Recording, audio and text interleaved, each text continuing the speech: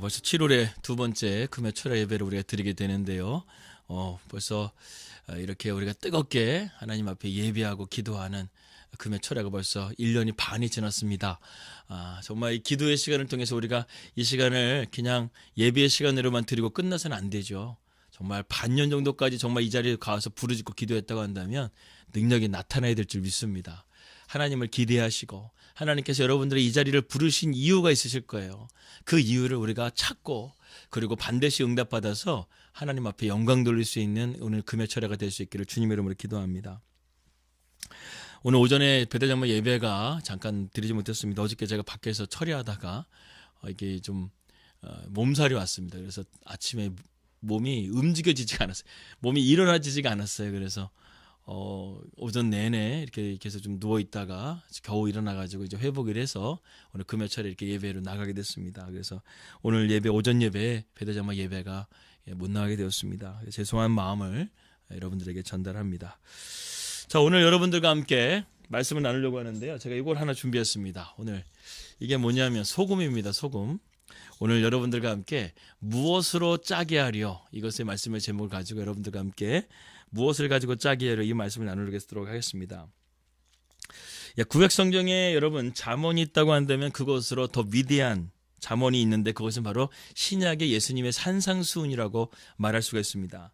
마태복음 12장 42절에서 예수님은 자신은 솔로몬보다 더 큰 사람이라고 주님께서 직접 이렇게 말씀하셨죠.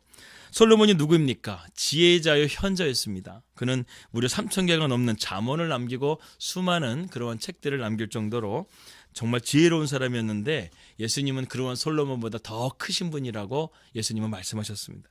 이 신약 성경에 보게 되면 예수님을 많은 사람들은 랍비라고 불렀습니다. 랍비가 뭘까요? 랍비는 선생님, 티처입니다. 그런데 복음서에는 무려 예수님을 티처라고 하면서 선생님이라고 부르면서 45회나 이 선생님, 랍비라는 단어를 예수님께 부르고 있는 것을 보게 됩니다. 그러니까 예수님의 사역은 세 가지였다고 그랬죠. 가르치는 사역이었고 하나님의 나라를 전파하는 사역이었고 또한 그리고 치유하는 사역이었다는 것이죠. 그 산상수훈은 예수님께서 이 땅 가운데 남기신 아주 귀한 우리 신앙생활의 지침서라고 말할 수가 있습니다.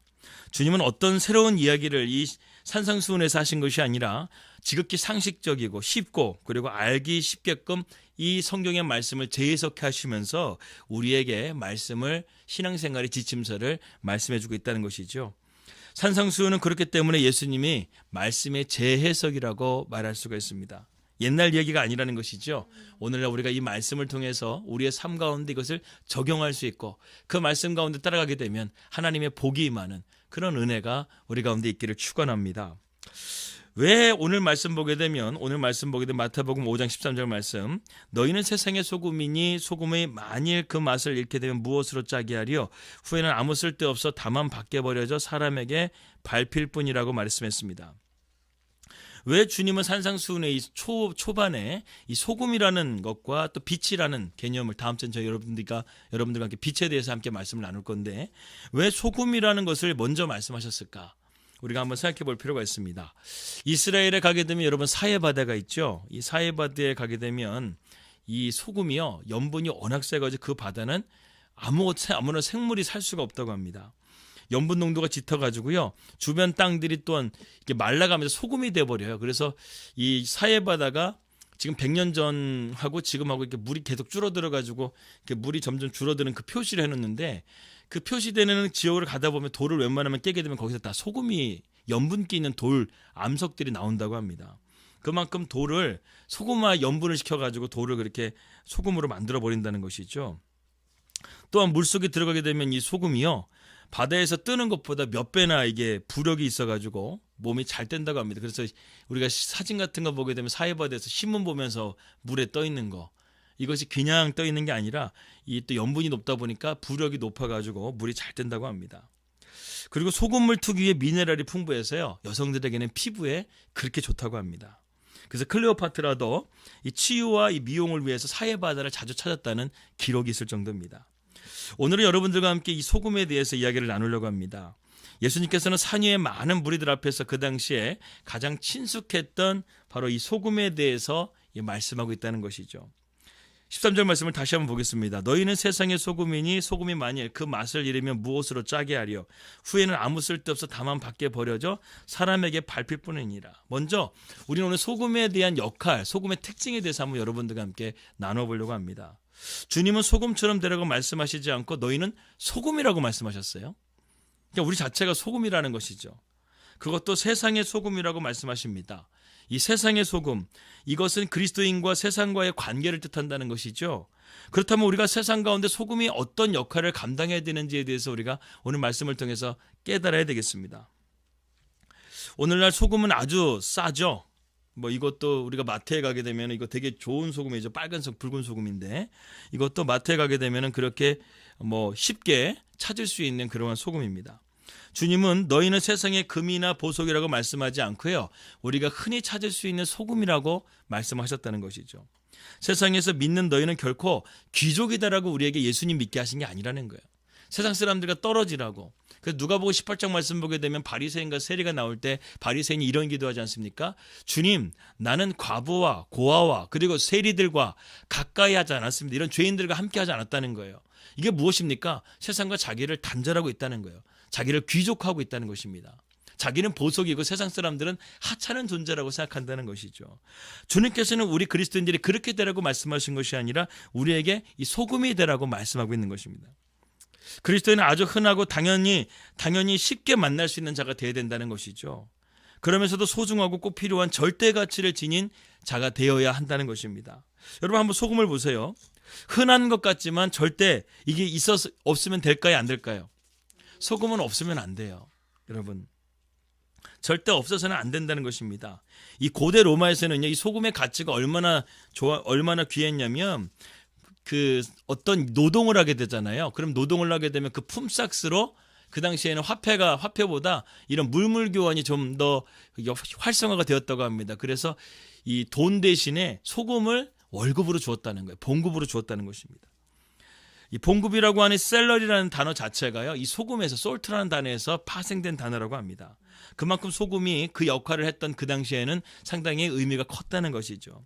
단순하게 맛을 내는 것 정도가 아니라 당시에 한 가정의 생활을 책임지는 역할까지 했던 것이 바로 소금이었다는 거예요. 그렇기 때문에 그 당시에 그만큼 소금은 더욱더 친숙하고 아주 중요한 의미를 지니고 있었다는 것입니다. 지금은 기술이 좋아서 이 정제술이 좋아가지고 소금이 흔하지만 그 당시에는 기술이 어떻겠습니까? 흔하지가 않았다는 것이죠. 이 정제하는 것 자체가 상당히 쉽지가 않았습니다. 귀했다는 것이죠. 소금은 한편으로는 생명과도 연결이 됩니다. 사람이나 모든 동물에게 이 소금은 반드시 필요하기 때문에 그렇죠. 유목민들을 보게 되면 양은 소금을 먹지 못하게 되면 기운을 못 차려가지고요, 반드시 소금을 가지고 다녀야 된다고 합니다. 과거에 우리 부모님들 시대에 식사 인사법이 좀 달랐다고 그러죠. 우리는 보통 이렇게 음식을 맛있게 잘 준비해가지고 초대해서 들고 나면 식사는 어떠셨어요? 맛있었어요? 이렇게 우리가 인사할 때가 있는데 옛날 분들은 이렇게 인사를 했다고 합니다. 간은 맛이셨습니까? 이렇게 인사했다는 것입니다. 그만큼 음식의 맛은 소금을 얼마만큼 적당하게 교합하는가에 따라서 중요하다는 것을 우리는 알고 있었다는 것이죠. 여러분, 커피에도 소금이 들어간다는 거 여러분 아십니까? 커피에도 소금에 따라서 맛있는 커피와 맛없는 커피의 차이가 난다는 거예요. 우리가 아침에 커피가 왜 당기는 걸까요? 카페인 섭취라고 말하지만 아니에요. 나트륨 섭취입니다. 바로 커피 안에 이 소금이 적당하게 배어 있기 때문에 우리 몸이 커피를 원하게 된다는 것이죠. 뉴질랜드 보게 되면 뉴질랜드에는 양고기가 되게 유명해요. 그런데 저희가 놀란 게 뭐냐면 양고기에 소금을 안 쳐도요, 양고기에서 짠맛이 난다는 거예요. 그러니까 양들이 소금이 없이는 못 산다는 의미가 여기서 나오는 것 같아요. 그렇기 때문에 양고기 자체는요, 그냥 소금을 치지 않아도 그 맛 자체가 짭짤하기 때문에 먹을만 하다라는 것이죠. 양은 소금이 없으면 안 되기 때문에 몸속에 이런 염분이 스며들어서 소금을 치지 않아도 맛있게 먹을 수가 있다는 것입니다. 구약시대 보게 되면 소금은 음식뿐만 아니라 제물에도 쓰여졌어요. 소제나 번제를 드릴 때는 반드시 소금을 뿌렸다는 것입니다. 옛날에는 갓난아기를 태어나게 되면 소금물로 목욕을 시켰는데 그 의미가 악기를 쫓고 정하게 한다는 의미를 가지고 있습니다. 또한 소금은 방부제 역할을 하죠. 성경에서 소금을 말할 때 그 의미가 여러 가지가 있는데 먼저 소금은 우리를 또한 고르게 하고 화목하게 만드는 영적인 또한 의미가 있습니다. 소금의 특징이 뭘까요? 아무리 뻣뻣하고 굳어도 일단 소금을 뿌리게 되면 부들부들해진다는 것이죠. 겨울에 김장철에 저희 어머니는 항상 김장철에 김치는 항상 천일염을 써야 된다 이렇게 강조를 하셨는데 그게 기억이 나는데요. 김장철이 되게 되면 반드시 배추를 절이기 위해 소금을 뿌립니다. 소금으로 하루 정도를 절여야 그래야지 야들야들 부드럽게 돼가지고 양념이 잘 배어지게 될 수 있다는 것이죠. 사람도 그렇고 고르지 못한 사람들이 있습니다. 이때 소금을 치게 되면요, 소금을 이런 영적인 소금을 쳐가지고 숨을 죽여놔야 돼요. 그러면 이렇게 고분고분하게 순종하는 그러한 양들이 될 수 있다는 것입니다. 이 골로새서 4장 6절 말씀 보게 되면 너희 말을 항상 은혜 가운데 소금으로 고르게 함같이 하라 이렇게 말씀하고 있습니다. 소금이 이처럼 우리의 삶을 부드럽게 하고 고르게 하고 우리에게 윤택하게 하는 그런 역할을 감당하고 있다는 것이죠. 우리말에서 불순함이나 외설됨이 제거되고 순화되도록 소금을 사용하기도 하고, 예전에 저희가 이런 것도 있었죠. 오줌을 싸게 되게 되면 이렇게 뒤집어 쓰고 집집마 다니면서 소금 이렇게 얻으러 다니는 거, 그런 거 여러분 기억하십니까? 그래서 그러한 잘못된 것들이 또한 반성하는 의미도 있고 깨닫는 의미가 있다는 것이죠. 그러니까 소금은 여러 가지 우리의 삶 가운데 이런 중요한 역할들을 감당하고 있다는 것입니다. 그렇다고 한다면 예수님은 소금의 맛을 잃으면 도대체 무엇으로 짜게 하려 이렇게 왜 말씀하셨을까요? 그래서 소금의 본질은 원래 짠 것인데 그 맛을 잃게 되면 어떻게 되는 것입니까? 무용지물이 된다는 것이죠.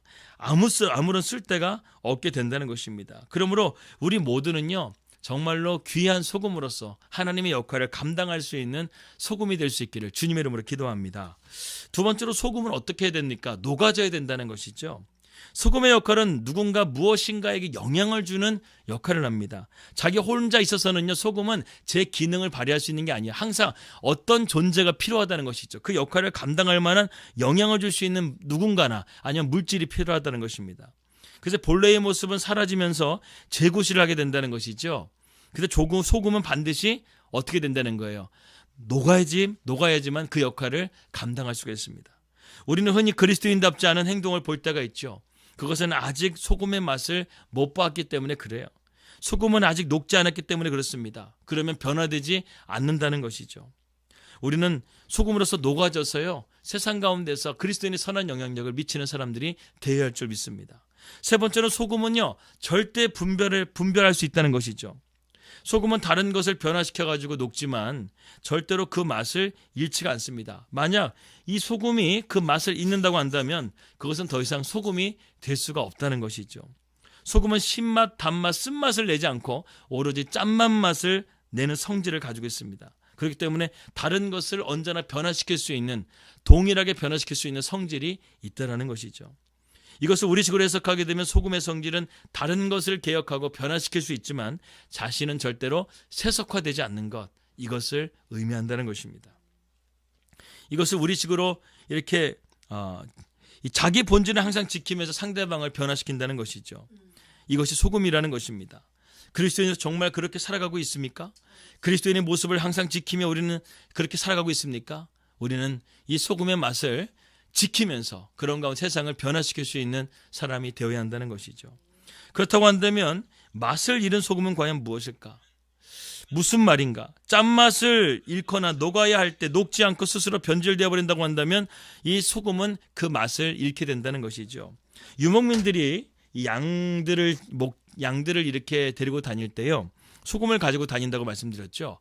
무슨 말이냐면 이 암염석이라든가 아니면은 이 소금 돌 같은 것들을요, 항상 이렇게 들고 다니면서 양들이 지나가는 쪽에다 거기를 돌을 이렇게 세워 놓는다고 합니다. 그러면은 양들이 이 풀을 뜯다가 이 소금을 이렇게 염분을 취해야 될 때가 되면은 이 돌에서 나는 염분 냄새가 있잖아요. 그 냄새를 맡고 와가지고 돌을 핥는다는 거예요. 그럼 염분을 섭취한다는 것입니다. 그런데요, 이 돌로 된 소금이 하늘에서 비가 내리잖아요. 그럼 비가 내리면 이 소금이 염분기가 녹아버리는 거예요. 그러면 그 돌은 더 이상 염분기가 없는 돌이기 때문에 쓸모없는 돌이 되어버린다는 것입니다. 이것을 말씀하시는 거예요. 예수님은 그 당시에 이 산상수훈에 있는 사람들에게 이 소금이 맛을 잃는다는 의미가 어떤 것인지 이 사람들은 다 알고 있어요. 유목민들이기 때문에 이러한 것들이 어떤 것인지 다 알고 있어요. 맛을 잊는다는 것은 이 돌을 아마 생각했을 것입니다. 염분 있는 돌인데 하늘에 비가 내리던가 물이 내리게 되면 그 돌이 아무런 쓸데가 없는다는 것을 그들은 알고 있었다는 것이죠. 우리 주님께서도 후에는 이렇게 우리가 세상의 소금이 되지 못하고 빛이 되지 못하게 되면 아무 쓸데없어 내버려질 것이라고, 무용지물밖에 될 수 없다라고 우리에게 지금 말씀하고 있는 것이죠. 저는 여기에 무서운 경고가 들어있다고 생각이 듭니다. 그리스도인은 마땅히 그리스도인의 본분을 다해야 되는데 그렇지 못하게 되면 이는 안 믿는 사람보다도 못한 무용지물이 된다는 것이죠. 쓸데가 없다는 것입니다. 우리가 소금으로서 재구시를 할 때에만 비로소 나도 살고 다른 사람도 살 수 있는 그런 것이라는 것이죠. 이것을 두고 예수님은 세상의 소금이 되라고 우리에게 말씀하고 있는 것입니다.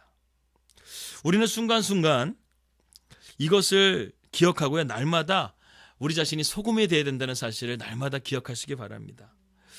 왜냐하면 이것이 우리의 사명이기 때문에 그렇습니다. 우리는 소금과 같이 세상을 윤택하게 하고 부패한 것을 막아야 될 그러한 사명이 있다는 사실을 여러분 기억하시기 바랍니다. 맛있는 소금은 그냥 나온 것이 아니라는 것이죠. 한마디로 소금 구실을 못하는 쓸모없는 바위가 된 바위처럼 우리가 세상에서 살아서는 안 된다는 것이죠. 우리는 어떤 사람이 되어야 될까요? 소금은 강렬하고 마른 것이기 때문에 이 고기 속에 잘 침투해 들어간다고 합니다. 그래서 고기를 우리의 입맛에 맞게끔 소금이 간을 잘 배워준다는 것이죠. 고기로부터 불순물들을 빼냄으로써 썩는 것을 방지해 주기도 합니다. 또한 바위나 흙 속에 스며드는 소금은 물을 걸러가지고요, 우리가 이렇게 지하수를 먹게 되는 것도 소금의 역할이 있다는 거예요. 흙 속에 염분, 나트륨 기능이 있어가지고 물이 하늘에서 비가 내리게 되면 그 나트륨 성분 때문에 물이 정화가 돼가지고 지하수로 깨끗한 물이 될 수 있다는 것입니다. 또한 소금은 우리의 혈액의 필수적인 요소이기 때문에 우리 몸에 이런 나트륨을 꾸준하게 섭취를 해줘야 된다는 것이죠. 소금은 자연적인 부패를 막아주는 것과 같이 하나님의 말씀도요, 도덕적인 부패를 방지해주기 때문에 우리의 영혼을 지켜준다는 것입니다. 그렇습니다. 하나님의 말씀이 우리의 진정한 소금이 되어야 한다는 것이죠. 우리가 이 말씀 가운데 순종하고 이 말씀 가운데 우리가 믿음으로 살아가게 된다고 한다면 우리의 삶에 이런 세상적인 부패를 방지할 뿐만 아니라 우리의 본질을 정확하게 지켜가면서 세상 가운데서 선한 영향력을 우리가 미치며 나갈 수가 있게 된다는 것입니다. 이러한 소금의 현상은 전도의 방법을 정확하게 우리에게 제시해 준다는 것이죠.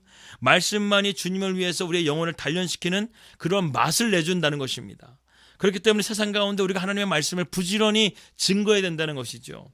신실하게 복음을 증거하게 될 때 우리가 이 맛에 소금과 같이 어떤 변질된 말씀이 아니라 섞인 말씀이 아니라 오로지 복음, 이 순수한 복음만 증거하게 되면 그 복음 속에서 놀라운 하나님의 역사가 나타나게 된다는 것입니다. 소금은 먼지와 쓰레기에 섞이게 되면 그 효능을 잃어버리게 된다고 합니다. 말씀을 가볍게 여기고 말씀의 세상적인 것들을 가미시켜가지고 그 말씀을 전하게 되면요, 달콤한 말씀이 될 수 있지만 짠맛을 내는 말씀은 될 수 없다는 것이죠. 신앙생활에는 이런 불굴의 정신이 필요합니다. 특별히 오늘 이 소금이 되고 빛이 되라는 말씀은 이 목회자에게 참 부담이 되는 말씀이 아닐 수가 없는 거예요. 목회자는 말씀을 전할 때 대부분 성도들이 좀 달콤하게 여길 만한 말씀을 전하고 싶을 때가 많습니다. 듣기 좋은 말, 또 칭찬하는 말, 격려하는 말, 이런 말들을 전하고 싶어 하죠. 그럼 성도들도 기분 좋고 그냥 말씀이 화기애애하게 끝나는 그런 예배를 유혹을 받을 때가 있어요. 물론 그런 격려도 필요하고 칭찬도 필요하지만 때로는 하나님께서 소금과 같은 말씀을 전할 때가 있어요. 짠맛이에요. 여러분, 우리 소금 자체를 우리가 그냥 먹게 되면 어떻습니까? 잘 먹기가 쉽지 않죠. 근데 때로는 하나님의 순수한 말씀, 그 말씀이 그대로 짠맛으로 나에게 다가올 때가 있다는 것이죠. 그래서 내 안의 죄들이 이 소금이라는 하나님의 말씀 앞에 반응한다는 것입니다. 여러분, 미꾸라지에다가 소금 쳐보세요. 미꾸라지가 파닥파닥 뛰잖아요. 그와 마찬가지로 내 안에 복음의 하나님의 말씀, 정미한 순전한 하나님의 말씀이 그대로 들어오게 되면요, 내 안에 죄가 반응하게 되어 있어요. 여러분, 복음은요, 어떻게 보게 되면요, 거칠은 말씀이에요. 예수님께서 우리의 죄를 위해서 십자가에 달려 죽으셨다는 거 엄청난 사건 아니겠습니까? 내 죄 때문에 죽었다는 말, 우리는 보통 죄인이라는 말 참 듣기 싫어합니다. 내가 어떤 범죄를 짓지 않았는데도 불구하고 내가 왜 죄인이야? 이것을 인정하는 것은 내 자아가 죽지 않게 되면 우리는 하나님 앞에 죄인이라는 것을 인정하는 게 쉽지가 않아요. 근데 우리 안에 진짜 복음이 들어오게 되면 내가 죄인이라는 것 자체를 인정하게끔 되어져 있다는 거예요. 이게 뭐냐면 이게 소금의 역할이라는 거예요. 그 소금이 말씀이 소금과 같은 말씀이 내 안에 죄에 대해서 반응하게 해서요. 때로는 불쾌하기도 하고 때로는 정말로 이 말씀 때문에 괴롭기도 하지만 이 말씀 때문에 내가 살아나는 게 바로 소금적인 말씀이라는 것이죠. 달콤하고 재미있는 이야기만 골라서 하는 이런 코미디언적인 설교가 아니라 말씀을 들을 때 불경건한 사람이 그 말씀을 삼키지를 못하는 거예요. 그래서 도저히 이걸 삼키지 못하고 내뱉는 역사가 나타나는 거예요. 입가에 미소를 짓게 하는 것이 아니라 내 눈에 눈물을 흘리게 하는 말이 바로 소금이라는 것입니다. 그래서 바닷물에 들어가게 되면 눈이 짜잖아요. 그럼 눈물 나잖아요. 그렇죠? 물안경 안 쓰고 바닷물 들어가 보세요. 짠물이 눈에 들어오게 되면요. 눈물 나요. 그래서 세상은 지금 소금적인 설교를 들어야 되는데 이러한 소금적인 설교를 싫어한다는 거예요. 부드러운 말을 좋아하고 유머스러운 말을 좋아하고 본성과 반대되는 말씀에 거부 반응을 자꾸만 보인다는 것입니다.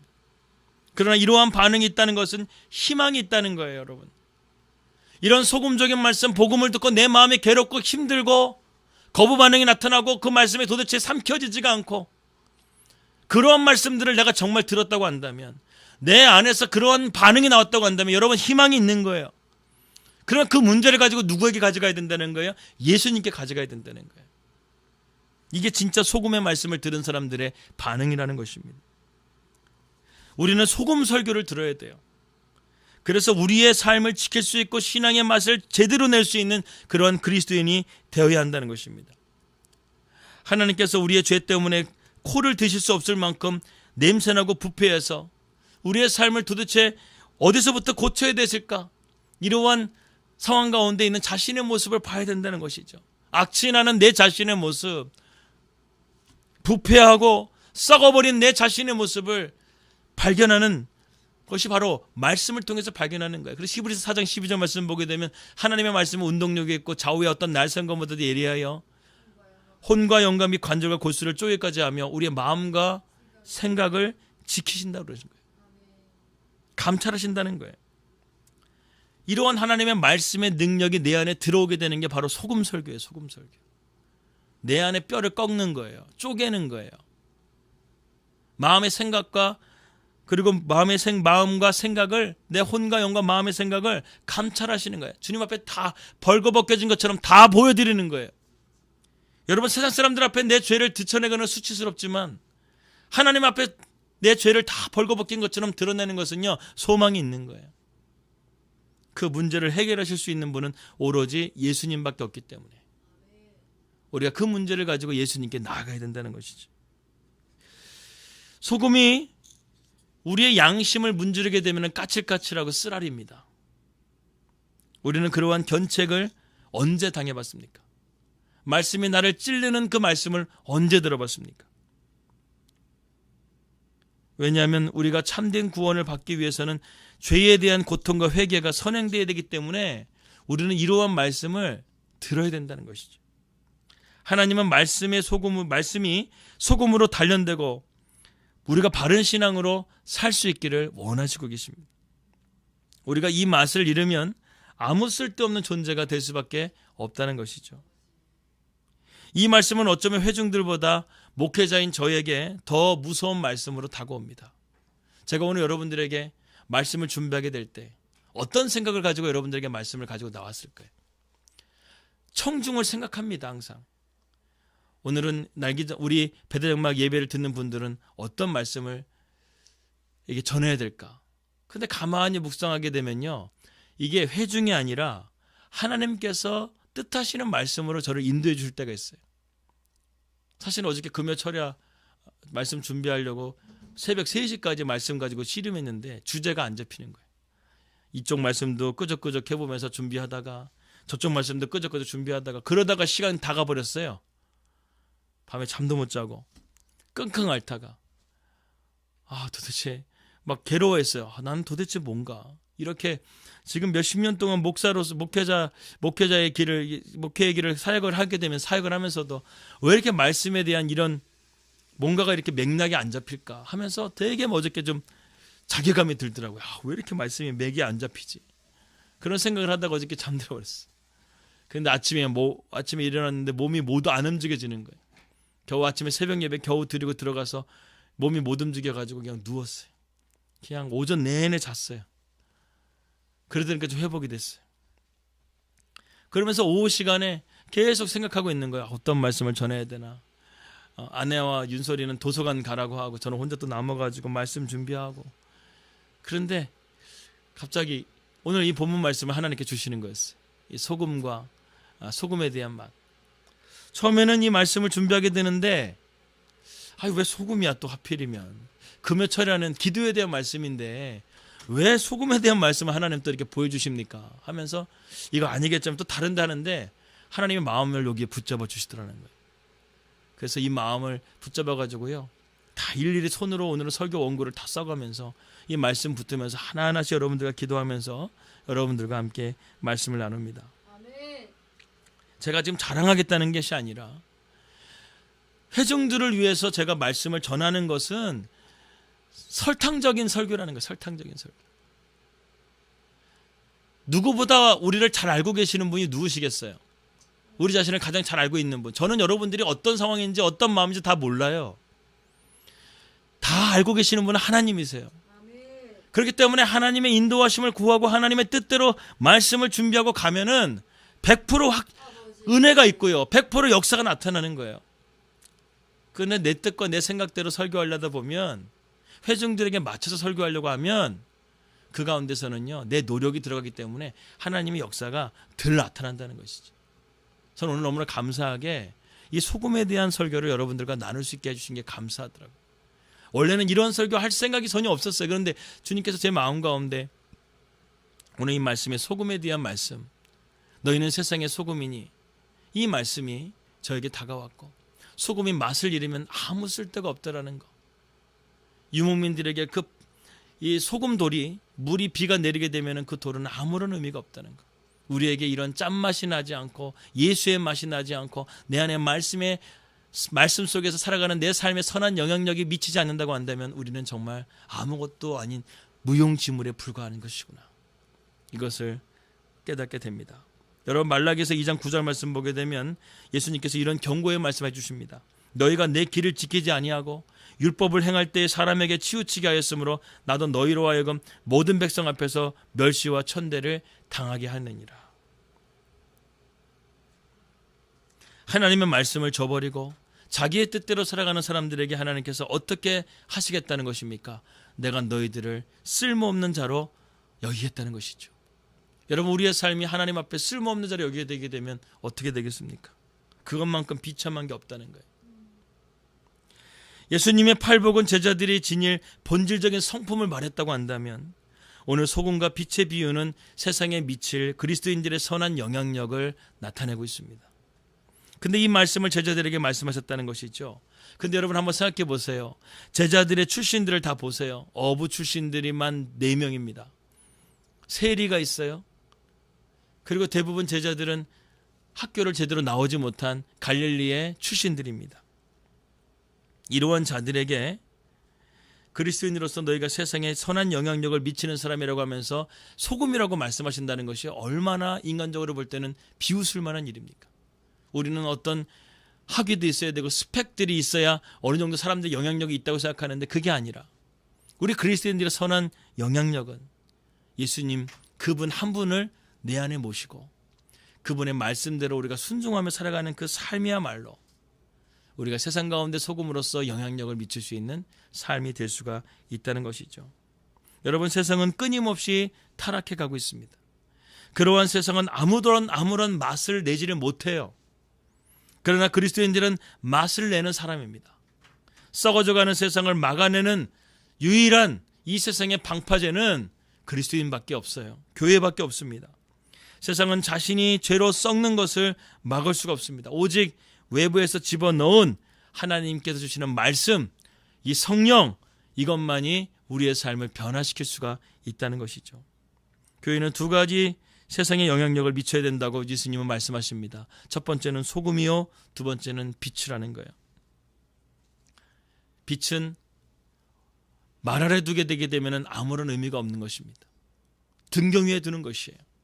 소금은 그 맛을 제대로 낼 때의 소금의 역할을 제대로 감당할 수가 있게 되는 것입니다. 우리를 세상 속으로 주님 들어가라고 하시는데 그냥 들어가라는 게 아니에요.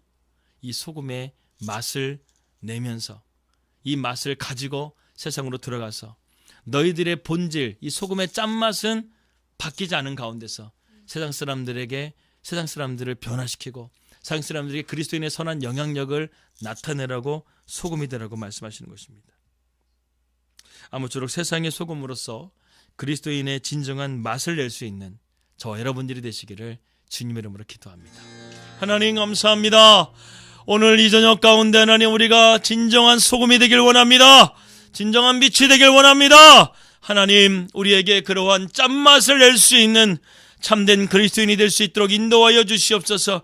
하나님 앞에 무용지물 되는 인생 되지 않게 해 주시고 사명 감당하는 인생 될 수 있도록 하나님의 뜻을 이뤄갈 수 있는 삶이 될 수 있도록 하나님 우리의 삶을 축복하여 주시고 은혜와 능력을 베풀어 주시옵소서.